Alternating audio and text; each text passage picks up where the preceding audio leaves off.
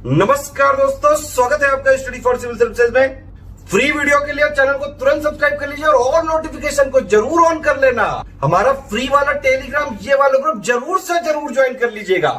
नमस्कार दोस्तों, मैं शिवाली आपकी educator study for civil services में आपका स्वागत करती हूँ। इस वीडियो में हम यूपीएससी प्रीलिम्स 2016 का जीएस पेपर 1 डिस्कस करेंगे। स्टडी फॉर सिविल सर्विसेज का टेलीग्राम ग्रुप फ्री है, इसको ज़रूर ज्वाइन कर लीजिए। UPSC, BPSC, UPPSC, UP triple SC, EPFO से रिलेटेड कोर्सेज़ की जानकारी आप इन नंबर्स पर ले सकते हैं और पेड ग्रुप ज्वाइन कर सकते हैं। क्वेश्चन स्टार्ट करते हैं। Regarding Atal pension Yojana, which of the following statements are correct? इनमें से कौन सा स्टेटमेंट सही है? It is a minimum guaranteed pension scheme mainly targeted at unorganised sector workers. Only one member of a family can join the scheme. Same amount of pension is guaranteed for the spouse for life after subscribers death. इसका सही answer C है। First correct है और third correct है। Explanation देखते हैं। ये एक मिनिमम गारंटीड पेंशन स्कीम है जो कि मेनली इसीलिए दी गई थी कि जो अनऑर्गेनाइज्ड सेक्टर वर्कर्स हैं उनको कोई ऐसा प्रोविज़न मिल जाए जिससे उन्हें रिटायरमेंट के बाद या जब तक वो काम करते हैं उसके बाद उन्हें कोई एक निश्चित गारंटीड पेंशन मिले, जिससे उन्हें फ्यूचर में या अपनी ओल्ड एज में कोई परेशानी का सामना ना करना पड़े। ये बिल्कुल वैसे ही है जैसे कि पहले एक स्वावलंबन स्कीम हुआ करती थी, उसी टाइप की ये स्कीम है। लेकिन इसमें ऐसा कोई प्रोविज़न नहीं है कि एक ही मेंबर हो सकता है एक फैमिली से, ऐसा कुछ नहीं है, इसलिए ये गलत है। लेकिन ये बिल्कुल ठीक है कि अगर डेथ हो जाती है सब्सक्राइबर की तो उसके जो भी स्पाउस है, चाहे वो हस्बैंड हो या वाइफ हो, उसको वही अमाउंट ऑफ पेंशन मिलती चली जाएगी। ठीक है, आगे चलते हैं। The term regional comprehensive economic partnership किससे रिलेटेड है? G20 से, एशियान से, एससीओ से या सार्क से? इसका सही आंसर बी है, एशियान से। एक्चुअली है क्या कि ये एक फ्री ट्रेड एग्रीमेंट है जो कि प्रपोज किया गया है इंडो पैसिफिक रीजन में, मेनली इंडो पैसिफिक रीजन में। और ये जो एग्रीमेंट है ये 10 स्टेट्स तो जो एशियान की हैं वो इंक्लूडेड हैं, वो आप कमेंट करके बताइए कौन से रीजन की हैं ये। और 5 और हैं इसमें, Australia, China, Japan, New Zealand, south Korea. पहले इंडिया भी थी लेकिन अब इंडिया नहीं है, इसने नवंबर 2019 में अपने आप को इससे ऑप्ट आउट कर लिया है। और रीज़न इसका क्या है? रीज़न है obviously to greater extent China इसका रीज़न है, क्योंकि अभी जो इंडिया और चाइना का ट्रेड होता है तो इंडिया का ट्रेड डेफिसिट है अभी। ठीक है, मतलब इंपोर्ट ज़्यादा करता है इंडिया, एक्सपोर्ट कम है। और अगर यही जो ट्रेड एग्रीमेंट है अभी आरसेप के थ्रू जो ट्रेड एग्रीमेंट होगा उनमें कुछ टर्म्स और कंडीशंस ऐसी होंगी जिसकी वजह से हो सकता है इंडिया का डेफिसिट जो है और भी बढ़ जाए, इसलिए इंडिया जो है इसमें इंक्लूड नहीं होना चाहता। ठीक है, मेन रीज़न इसका ये है। चलते हैं आगे। On which of the following can you find bureau of energy efficiency star label? इनमें से आपको किस पे जो ब्यूरो ऑफ एनर्जी का स्टार लेबल लगा होता है ना, स्टार लगे होते हैं 5 स्टार तक लगे होते हैं, वो किस पे है? सीलिंग फैन पर लगा होता है, इलेक्ट्रिक गीज़र पे, ट्यूबुलर फ्लोरोसेंट लैंप्स पर। तो इसका सही आंसर डी है, ये तीनों पे ही लगा होता है। अगर हम ब्यूरो ऑफ एनर्जी एफिशिएंसी की बात करें तो ये एक ऑर्गेनाइजेशन है जो कि 2002 में इस्टेब्लिश हुई थी, मिनिस्ट्री ऑफ पावर के अंतर्गत आती है ये। और ये किस एक्ट के तहत आई थी? तो एनर्जी कंजर्वेशन एक्ट 2001 के तहत आई थी ये। ठीक है, और इसका काम क्या होता है? काम इसका होता है बिजली को बचाना और उसको एफिशिएंटली यूज़ करना। अब अगर हम इसके सर्टिफिकेशन की बात करें, जो ये स्टार लेबल दिया जाता है, इसमें क्या होता है? एक्चुअली सर्टिफिकेट देती है ऑर्गेनाइजेशन किस चीज़ का? प्रोस्पेक्टिव बायर्स, यानी जो अभी बायर्स बने नहीं हैं लेकिन वो ख़रीदना चाहते हैं कोई भी प्रोडक्ट, तो उनके लिए ये गारंटी देना चाहती है, एक तरह से सर्टिफिकेट देना चाहती है कि ये जो प्रोडक्ट है ये हाईली एफिशिएंट है। जैसे हम देखते हैं कि अगर हम रेफ्रिजरेटर या एसी वगैरह परचेज़ करते हैं तो उस पर स्टार बने होते हैं, 3 स्टार, 4 स्टार, 5 स्टार। तो वही चीज़ है ये, वही रिप्रेजेंट करता है ये इस चीज़ को, उसी से रिलेटेड ये क्वेश्चन है। तो एक तरह से ये इंश्योर करता है उसकी एनर्जी एफिशिएंसी को, कि जो ये प्रोडक्ट है ये बहुत ही एनर्जी एफिशिएंट है, हाईली एनर्जी एफिशिएंट है ये। ओके, नेक्स्ट क्वेश्चन है, India is an important member of international thermonuclear experimental reactor. If this experiment succeeds what is the immediate advantage for India. India जो है एक इम्पॉर्टेंट मेंबर है international thermonuclear experimental reactor का। अगर ये सफल हो जाता है एक्सपेरिमेंट तो इंडिया को इससे क्या फ़ायदा है? इंडिया को इससे क्या फ़ायदा है? It can use thorium in place of uranium for power generation, it can attain a global role in satellite navigation, it can drastically improve the efficiency of its fission reactors in power generation, it can build fusion reactors for power generation। इसका सही answer D है कि ये fusion reactors को बहुत अच्छी तरह से बिल्ड कर सकता है पावर की जनरेशन के लिए। इसमें क्या है कि 35 कंट्रीज़ हैं जो कि इन्वॉल्व हैं इसमें। एक टोकामक मैग्नेटिक फ्यूजन डिवाइस है जो पावर को जनरेट करेगी, उसी से रिलेटेड है ये। तो इससे यही फ़ायदा होगा कि पावर जनरेशन में इंडिया को हेल्प मिलेगी। ठीक है। In context of history of India consider the following pairs. देखते हैं। एरीपट्टी land revenue from which was set apart for the maintenance of village tank, tenures, villages donated to a single Brahman or a group of Brahmins, गट्टिकास, colleges generally attached to the temples। देखिए इसका सही answer D है। First सही है और third सही है। एरापट्टी और गट्टिकास के बारे में सही है। गट्टिकास क्या हैं? ये कॉलेज हैं जो मंदिर के साथ में विद्यालय को अटैच कर दिया जाता था, कॉलेजेस को अटैच कर दिया जाता था, वो यही है गट्टिकास जिसको हम बोलते हैं। अगर हम एरीपट्टी की बात करें तो ये टैंक लैंड था, ये बेसिकली साउथ इंडिया में था टैंक लैंड। ठीक है। इसमें क्या होता है, जो लैंड होता है उसमें उससे जो भी रेवेन्यू आता है वो इरिगेशन वगैरह के लिए यूज़ होता है, विलेज टैंक को मेंटेन करने के लिए यूज़ होता है। तो ये इसका सही आंसर हो गया।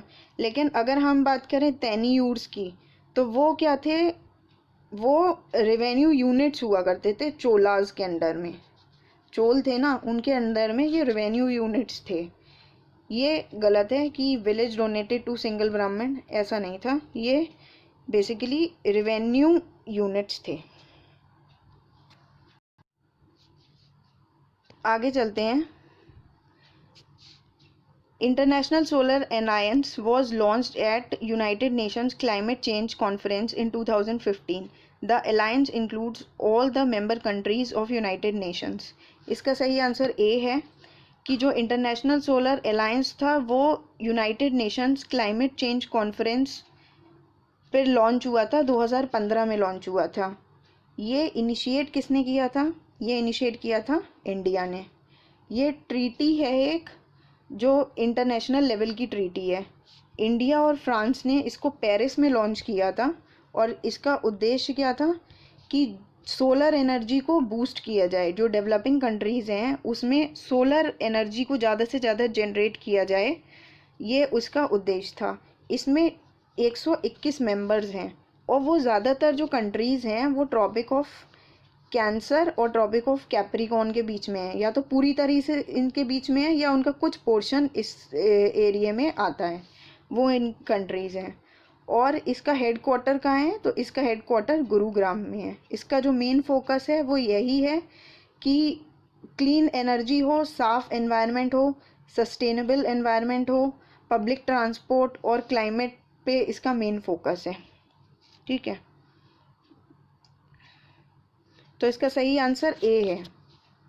इसमें जो ये लिखा है कि सारी मेंबर कंट्रीज़ इंक्लूड हैं यूएन की, ये ऑल तो वैसे भी एक एक्सट्रीम स्टेटमेंट हो गई और सारी कंट्रीज़ हैं नहीं, इसमें 121 कंट्रीज़ हैं।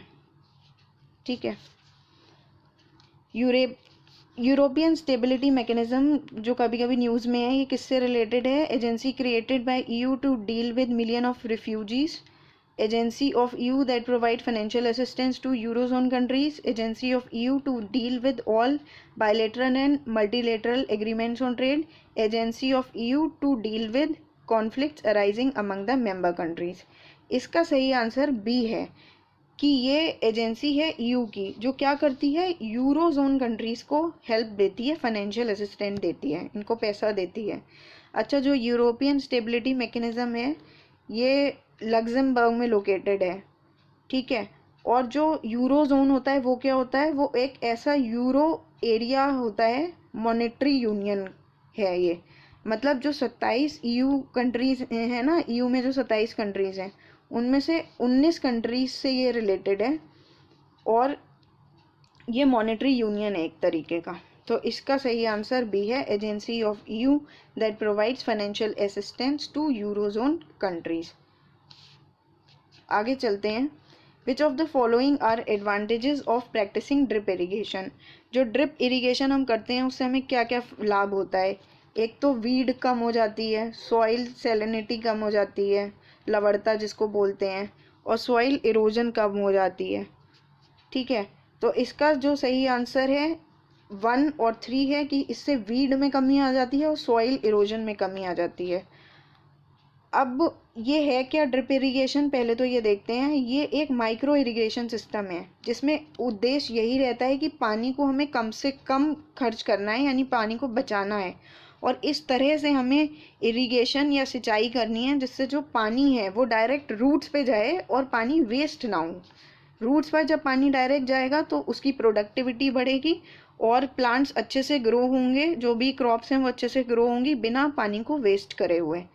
तो वीड्स जो होते हैं प्लांट रो में क्या होता है, मॉइस्चर की वजह से हो जाते हैं।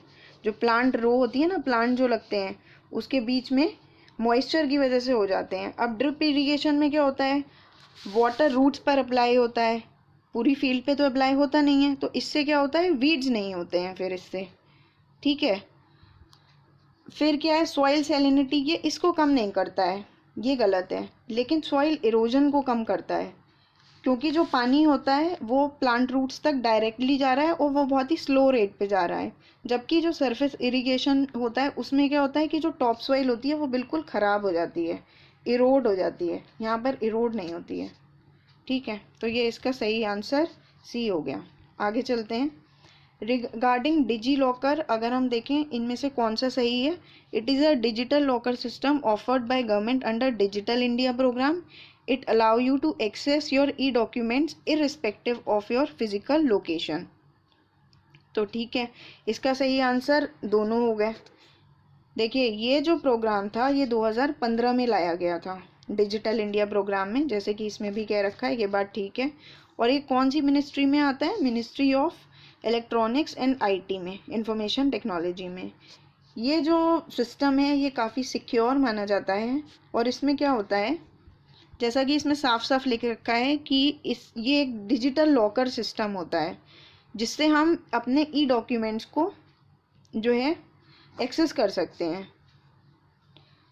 इसमें यूनिवर्सिटी के मान लीजिए सर्टिफिकेट है, जो मार्कशीट्स वगैरह होती हैं, या पैन कार्ड है, वोटर आईडी है, इन सब का रिकॉर्ड हम रख सकते हैं। नेशनल डिजिटल लॉकर है ये, और इसमें आपको 1 GB स्पेस मिलती है, फ्री स्पेस मिलती है लॉकर में। डिजी लॉकर जो है आधार को यूज़ करता है डॉक्यूमेंट एक्सेस के लिए। मतलब अगर डॉक्यूमेंट एक्सेस करना है तो आधार यूज़ करके, आधार नंबर यूज़ करके फिर डॉक्यूमेंट को एक्सेस कर सकते हैं। नेक्स्ट क्वेश्चन देखते हैं। Recently linking of which of the rivers was undertaken. Kaveri and Tungabhadra, Godavari and Krishna, Mahanadi, Son, Narmada, Tapi. सही आंसर भी है गोदावरी और कृष्णा। एक पट्टी सीमा लिफ्ट इरिगेशन प्रोजेक्ट है, उसके तहत इन दोनों को लिंक किया गया था। और कौन सी गवर्नमेंट है, आंध्रा गवर्नमेंट है, आंध्रा गवर्नमेंट का है ये प्रोजेक्ट, और इसको लिम्का बुक ऑफ रिकॉर्ड्स में भी इसको दर्जा दिया गया है। ठीक है। In the cities of our country, which among the following atmospheric gases are normally considered in calculating value of air quality index? जब एयर क्वालिटी इंडेक्स को हम मेजर करते हैं तो उसमें कौन कौन सी इसको गैसेस को कंसीडर करेंगे, carbon dioxide, carbon monoxide, nitrogen dioxide, sulphur dioxide या मीथेन। इसका सही आंसर बी है। इसमें हम कार्बन डाइऑक्साइड, नाइट्रोजन डाइऑक्साइड और सल्फर डाइऑक्साइड को यूज़ करते हैं। सॉरी, कार्बन मोनोऑक्साइड को, ना कि कार्बन डाइऑक्साइड को। कार्बन डाइऑक्साइड इसमें कंसिडर नहीं की जाती है और मीथेन भी कंसिडर नहीं की जाती है। एयर क्वालिटी इंडेक्स जो था पहला ऐसा था जो सरकारी एजेंसी यूज़ कर रही थी पॉल्यूशन लेवल को बताने के लिए। ठीक है, पॉल्यूशन लेवल बताने के लिए इसको यूज़ किया जाता है। इससे ये पता लगता है कितना पोल्यूशन है किसी पर्टिकुलर एरिया में। दिल्ली में इसका काफ़ी यूज़ होता है क्योंकि वो बहुत ही पोल्यूटेड सिटी है। ठीक है। With reference to AstroSat, astronomical observatory जो है उसके रेस्पेक्ट में हमें बताना है, other than USA and Russia, India is the only country to have launched a similar observatory into space. Second है AstroSat is a 2000 kilogram satellite placed in an orbit of 1650 kilometre above the surface of the earth. इसका सही answer कोई भी नहीं है, दोनों गलत हैं। करेक्ट पूछा है, दोनों गलत हैं। देखते हैं क्यों। क्योंकि ये अभी तक नासा, यूरोप, जापान और रशिया में ऑलरेडी यूज़ हो चुकी है। ठीक है। और इंडिया के लिए ये पहली dedicated multi wavelength space observatory है। ठीक, तो यूएसए और रशिया नहीं है, अभी दो और भी हैं, यानी यूरोप और जापान भी है। तो ये गलत हो गया। दूसरा है इसकी रेंज के बारे में कि 2000 रेंज के बारे में और वेट के बारे में। 2000 किलोग्राम सैटेलाइट है तो ये 1513 केजी की है, और इसका जो ऑर्बिट है वो 650 किलोमीटर का ऑर्बिट है। ठीक है, तो दोनों ही स्टेटमेंट गलत है। Economic history of medieval India में बात करते हैं। टर्म अग्रहता किसके बारे में यूज़ हो रहा है? ये बॉन्डेड लेबर है, land grants made to military officers, water wheel used in the irrigation of land, या waste land converted to cultivated land. सही आंसर है C, water wheel used in irrigation of land. Water wheel होता है ये, जो कि land के irrigation में हम इसको यूज़ करते हैं। With reference to cultural history of India, memorizing of chronicles, dynastic histories and epic tales was the profession of who of the following? श्रमण, परिव्राजक, अग्रहारिक या फिर मगध। इसका सही आंसर मगध है। मगध के समय में ये बहुत चलता था। डायनेस्टिक हिस्ट्रीज, एपिक टेल्स और मेमोराइजिंग ऑफ क्रॉनिकल्स, ये सब काफ़ी प्रोफेशन था इस समय। अब थोड़ा सा मगध के बारे में देख लेते हैं। ये बहुत ही एंशियंट किंगडम था। कहाँ पर? बिहार में। और इसको माना जाता है कि ये जो 16 महाजनपद थे उनमें से एक था ये। ठीक है। इसका इम्पोर्टेंट रोल रहा है बुद्धिज़्म और जैनिज़्म को डेवलप करने में। इसकी जो कैपिटल थी वो क्या है? राजगीर एंड पाटलिपुत्र। और इसमें फेमस डायनेस्टीज़ जो रहीं वो थी हर्यंक डायनेस्टी, शिशुनाग डायनेस्टी और नंद डायनेस्टी। ये इम्पोर्टेंट है। इसमें एक लीडर भी था अजात शत्रु, वो भी काफ़ी फेमस था। ठीक है, आगे देखते हैं। Recently for the first time in our country which of the following state has declared a particular butterfly is state butterfly. तो ये 2016 का क्वेश्चन है। तो उस समय ये हुआ था कि स्टेट बटरफ्लाई डिक्लेयर की गई थी। ये महाराष्ट्र की बात है। महाराष्ट्र इसका करेक्ट आंसर है। मंगलयान लॉन्च किया गया था इसरो के द्वारा। इसको हम मार्स ऑर्बिटर मिशन कहते हैं। ये इंडिया को सेकंड कंट्री बनाता है जो कि स्पेसक्राफ्ट ले गया था मार्स में यूएस के बाद। made India the only country to be successful in making its spacecraft orbit the Mars in its very first attempt। इसका सही आंसर सी है। फर्स्ट ठीक है और थर्ड ठीक है। फर्स्ट ठीक है कि ये इसको मार्स ऑर्बिटर मिशन यानी कि मॉम के नाम से जाना जाता था मंगलयान को। और तीसरा है कि इसने सक्सेसफुल किया था अपने ऑपरेशन को फर्स्ट अटेम्प्ट में। ठीक है, ये पहला ऐसा कंट्री था जिसने फर्स्ट अटेम्प्ट में ही इसको सक्सेसफुल बना दिया था। अब थोड़ा सा इसके बारे में देखते हैं, मिशन के बारे में। ये 2013 में लॉन्च हुआ था। इंडिया फर्स्ट एशियन कंट्री थी, मतलब अगर हम एशिया की बात करें तब वो फर्स्ट थी। और इसरो जो था फोर्थ ऐसी स्पेस एजेंसी थी जिसने अपना मिशन भेजा था। अपार्ट फ्रॉम दिस और किस किस ने भेजा था? यूएस ने भेजा था, रशिया ने और यूरोप ने भी भेजा था। एक ख़ास बात इस मिशन की ये थी कि जो इंडिया ने प्रोजेक्ट ये लॉन्च किया था ये वर्ल्ड का चीपेस्ट था। ये सबसे चीपेस्ट मिशन लॉन्च किया था, सबसे कम पैसों में इसने लॉन्च कर दिया था। और इसमें जो व्हीकल यूज़ हुई थी वो हुई थी PSLV यानी पोलर सैटेलाइट लॉन्च व्हीकल का यूज़ किया था। ठीक है, आगे चलते हैं। What was the main reason for the split in Indian National Congress at Surat in 1907? Introduction of communalism in Indian politics by Lord Minto, extremist lack of faith in the capacity of the moderates to negotiate with the British government, या फिर मुस्लिम league की स्थापना, या फिर Aurobindo Ghosh inability to be elected as president of Indian National Congress. सही answer B है। Extremist जो थे जिनको हम गरम दल कहते हैं उनका बिल्कुल भी, मॉडरेट्स जिनको कि नरम दल कहते हैं, उनमें बिल्कुल भी विश्वास नहीं था कि वो ब्रिटिश से सही से नेगोशिएट कर भी पाएंगे। जब स्वदेशी मूवमेंट चल रहा था तो जो एक्सट्रीमिस्ट थे जिनको हम फेमसली जानते हैं लाल बाल पाल के नाम से, वो तो काफ़ी रेवोल्यूशनरी थे नेचर में। वो चाहते थे कि इंडिपेंडेंस जो है, स्वराज जो है जल्दी से जल्दी लिया जाए। लेकिन जो मॉडरेट्स थे वो काफ़ी पीसफुल प्रोटेस्ट करते रहते थे, ब्रिटिश में उनका ज़्यादा फेथ रहता था और कॉन्स्टिट्यूशनल रिफॉर्म्स की तरफ उनका ज़्यादा ध्यान रहता था। ठीक है, तो इसी वजह से उन दोनों में काफ़ी नोकझोंक रहती थी और एक्सट्रीमिस्ट जो थे उनका विश्वास ये था कि मॉडरेट्स जो है फेल हो जाएंगे ब्रिटिश गवर्नमेंट से किसी भी तरह का नेगोशिएशन में, वो सही से नेगोशिएट नहीं कर पाएंगे। यही कारण थी कि सूरत स्प्लिट हो गया था और दोनों पार्टीज अलग अलग, दोनों ग्रुप्स जो थे वो अलग हो गए थे। ठीक है,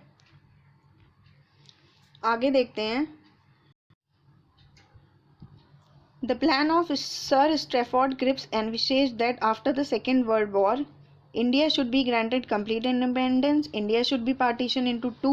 Before granting independence, India should be made a republic with the condition that she will join Commonwealth.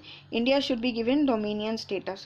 जब तक कि एग्जैक्ट इसके प्रोविज़न नहीं दिए गए हैं, ये गलत हो सकता है क्योंकि काफ़ी क्लोज ऑप्शंस दे रखे हैं चारों के। तो इसका सही आंसर जो है वो डी है। जो स्टैफोर्ड क्रिप्स थे उनका जो मिशन था ये इससे रिलेटेड था कि इंडिया से वो कोऑपरेशन चाहते थे लड़ाई में, जो सेकेंड वर्ल्ड वॉर चल रही थी उसमें। उनके पास जो था US, चाइना और USSR जो उस समय था, उनसे भी काफ़ी प्रेशर आ रहा था कि आप जो है इंडिया की सपोर्ट लीजिए इस वॉर में। तो इंडियंस ने कहा था कि वो इस बात से एग्री कर जाएंगे अगर पावर्स जो हैं तुरंत ट्रांसफ़र कर दी जाएँ, सब्सटेंशियल पावर्स यानी कि ज़्यादा से ज़्यादा पावर्स आप अभी ट्रांसफ़र कर दीजिए, और उसके बाद जब ये वॉर हो जाती है उसके बाद जो है कंप्लीट इंडिपेंडेंस की उन्होंने मांग करी थी। तो ये इससे रिलेटेड था। तो जो प्लान था वो बात करता था डोमिनियन स्टेटस इंडिया को दिया जाए। ठीक है, अब देखते हैं कुछ फेमस प्लेस दे रखी हैं और रीजन दे रखे हैं। बोधगया का बघेलखंड है, खजुराहो बुंदेलखंड, शिरडी विदर्भ, नासिक मालवा और तिरुपति रायलसीमा। सही आंसर सी है। ठीक है, सही आंसर सी है इसका। खजुराहो ठीक है, ये बुंदेलखंड में है और तिरुपति रायलसीमा में। बोधगया तो बिहार में है, ये तो बहुत ही कॉमन सी बात है, बघेलखंड में तो है नहीं। बाकी जो शिरडी है और नासिक है ये पास पास हैं और ये अहमदनगर महाराष्ट्र में ही लगते हैं। ठीक है, तो इसका सही आंसर सी है। आगे चलते हैं। The Parliament of India acquires the power to legislate on any item in the state list in the national interest if a resolution to that effect is passed by Lok Sabha by a simple majority of its total membership, Lok Sabha by a majority of not less than 2/3 of its total membership, राज्य सभा simple majority से, या फिर राज्य सभा 2/3 की majority से, present and voting वाली। तो इसमें आंसर डी सही है। इसमें क्या है कि अगर नेशनल इंटरेस्ट में अगर राज्यसभा को लगता है तो वो अपना 2/3 मेंबर्स के साथ, जो भी प्रेजेंट एंड वोटिंग है उनके साथ रेजोल्यूशन पास करके पार्लियामेंट को ये पावर दे सकती है कि जो स्टेट लिस्ट के आइटम हैं, जो राज्य के आइटम हैं, उन पे राज्य कोई लॉ ना बना के पार्लियामेंट उस पर लॉ बनाए। तो ये आर्टिकल 249 के तहत राज्यसभा के पास ये एक्स्ट्रॉर्डनरी, कह सकते हो स्पेशल पावर है ऐसा करने की। अब आप बताइए लिस्ट कितने तरीके की होती हैं और उन लिस्ट में आइटम कितने होते हैं, मतलब नंबर ऑफ आइटम्स कितने होते हैं। सिंपल क्वेश्चन है, कमेंट बॉक्स में कमेंट करके बताइए, ठीक है। रिसेंटली अगर हम देखें तो एक पॉसिबिलिटी है constructing an artificial inland port, जिसको कि सी से कनेक्ट किया जाएगा नेविगेशन चैनल के थ्रू। तो ये उस समय का करंट अफेयर्स का क्वेश्चन था। इसका सही आंसर राजस्थान है। राजस्थान में ऐसा हुआ था कि इसको पोर्ट को कनेक्ट किया गया था सी से, ठीक है। अब देखते हैं पेरिस जो climate of convention of parties का हुआ था उससे रिलेटेड है। With reference to agreement at UNFCCC meeting in Paris in 2015, कौन सा सही है? Agreement was sign by all the member countries of UN and it will go into effect in 2017। Agreement aims to limit the greenhouse gas emission so that the rise in average global temperature by the end of this century कितना रह जाए, 2 degree centigrade से ज़्यादा exceed ना हो या फिर 1.5 degree centigrade. और डेवलप्ड कंट्री जो हैं इसके लिए क्या देंगी, वो 1000 बिलियन डॉलर देंगी 2020 से, जिससे कि डेवलपिंग कंट्रीज़ की हेल्प कर सकें क्लाइमेट चेंज से लड़ने के लिए। देखिए इसका सही आंसर बी है। केवल जो सेकंड स्टेटमेंट है वो सही है कि इनका एम ये था कि जो टेम्परेचर लेवल है वो इतना ज़्यादा बढ़ रहा है CO2 की वजह से, ग्रीन हाउस गैसेस की वजह से, तो इसको कम किया जाए, वरना आगे आने वाले टाइम में बहुत दिक्कत होने वाली है। तो इन्होंने कहा था 2 डिग्री सेंटीग्रेड से तो बढ़ने नहीं देंगे, ठीक है, और बाकी कोशिश करेंगे कि ये 1.5 डिग्री सेंटीग्रेड पर ही रुक जाए, ठीक है, पहली बात। दूसरी बात क्या, ये सारे मेंबर कंट्रीज़ ने साइन किया था? तो बिल्कुल नहीं, ये सारे मेंबर कंट्रीज़ ने साइन नहीं किया था। ये 195 नेशंस थे इसमें जिन्होंने ये साइन किया था, और ये पेरिस में हुआ था, ये तो इसमें लिखा ही हुआ है। और इसको हम COP21 से भी जानते हैं, के नाम से भी जानते हैं, ठीक है। COP मतलब कॉन्फ्रेंस ऑफ पार्टीज़। अच्छा, इसमें जो डेवलप कंट्रीज़ ने कहा था कि वो कितना पैसा देंगी डेवलपिंग कंट्रीज़ को क्लाइमेट चेंज से लड़ने के लिए, तो ये 1000 बिलियन ना होके ये था 100 बिलियन डॉलर, ठीक है। तो ये तो 10 टाइम्स है, ये तो गलत है। आगे चलते हैं। Sustainable development goals was first proposed in 1972 by a global think tank called Club of Rome. Sustainable development goals have to be achieve by 2030। इसका सही आंसर बी है कि जो सस्टेनेबल डेवलपमेंट गोल्स हैं वो अचीव किए जाने हैं 2030 तक। सस्टेनेबल डेवलपमेंट क्या होता है? सस्टेनेबल डेवलपमेंट में ये होता है कि हम इस तरह से रिसोर्सेज को, जो हमारे प्रेजेंट रिसोर्सेज हैं, उनको इस तरह से यूज़ करें कि वो पूरी तरह से एक्सप्लॉइट ना हो, और जो हमारी फ्यूचर जनरेशन है वो भी उसका लाभ उठा सके उन रिसोर्सेज का, और उन रिसोर्सेज को एक सीमित तरीके से उनका एक्सप्लॉइटेशन किया जाए, उसको पूरी तरह से बर्बाद या फिर उसको पूरी तरह से एक्सप्लॉइट ना कर लिया जाए, ठीक है। उसका एक सस्टेनेबल यूज़ होना चाहिए, इसका ये मतलब है। देखिए जो ये है ना first report of Club of Rome, ये रिलेटेड है लिमिट्स टू ग्रोथ, एक थीसिस है या रिपोर्ट कह लीजिए, उससे रिलेटेड है ये, जो कि 1972 में आई थी। इस रिपोर्ट में था क्या एग्जैक्टली? इसमें था कि जो कंजम्पशन हैबिट्स हैं लोगों की, उनको रिड्यूस किया जाए, मतलब कंजम्पशन हैबिट्स को रेगुलेट किया जाए। ऐसा नहीं है जिसका जो पानी है, जैसे जिसका जितना मर्जी आए उसको वेस्ट करते रहे, ऐसा नहीं है। उसकी एक लिमिट होनी चाहिए कि प्रॉपर कंजम्पशन हो विद रिस्ट्रिक्शंस, ठीक है।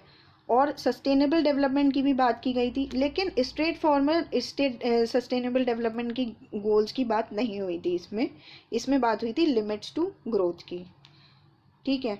अगर हम सस्टेनेबल डेवलपमेंट गोल्स की बात करें तो इनको हम transforming of world 2030 agenda for sustainable development भी बोलते हैं, जिनको हम पहले MDGs बोलते थे, जिसका मतलब था मिलेनियम डेवलपमेंट गोल्स, ठीक है।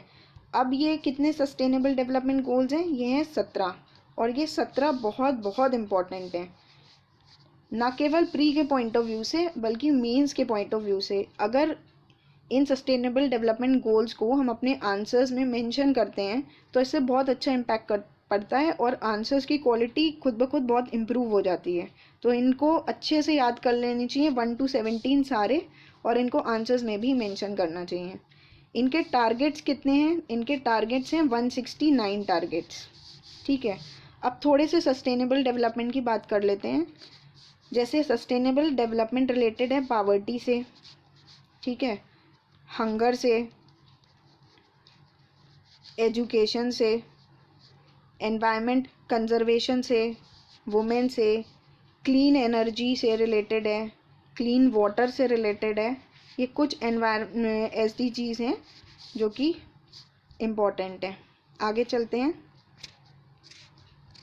A recent movie titled Man Who Knew Infinity is based on the biography of S. Ramanujan, Chandrashekhar, SN Bose, CV Raman. इसका सही आंसर ए है, ये भी करंट का ही क्वेश्चन था। ए आंसर है S. रामानुजन।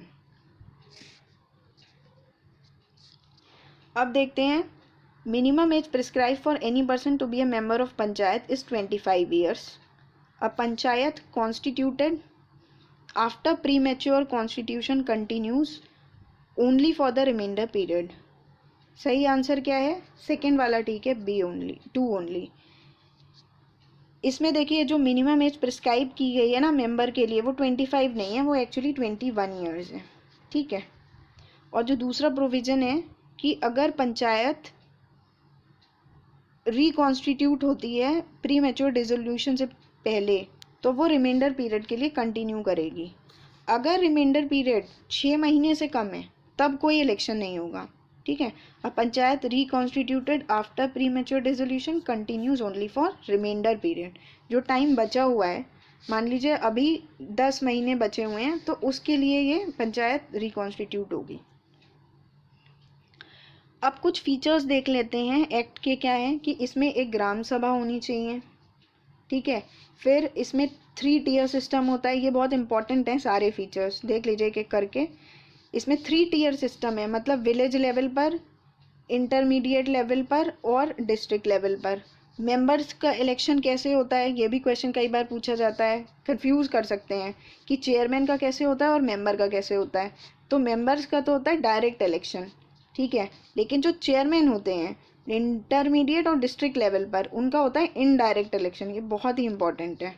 इसमें सीट्स रिजर्व होती हैं, बिल्कुल रिजर्व होती हैं, SC के लिए, ST के लिए, वुमेन के लिए, ठीक है। और जो पंचायत का ड्यूरेशन है वो 5 साल का ड्यूरेशन है। ये मैंने सब शॉर्ट में बनाए हैं, डिटेल में आपको लक्ष्मीकांत में ही पढ़ने पड़ेंगे, लेकिन एक जस्ट फॉर रिवीजन बता दिया है, जो आया है ये टॉपिक तो इससे रिलेटेड इन्फॉर्मेशन दे दी है, ठीक है। तो इसका सही आंसर बी हो जाएगा। इस वीडियो में इतना ही, और अगर आपको ये वीडियो अच्छी लगी हो तो इसको लाइक, शेयर और सब्सक्राइब कीजिए। Thank you.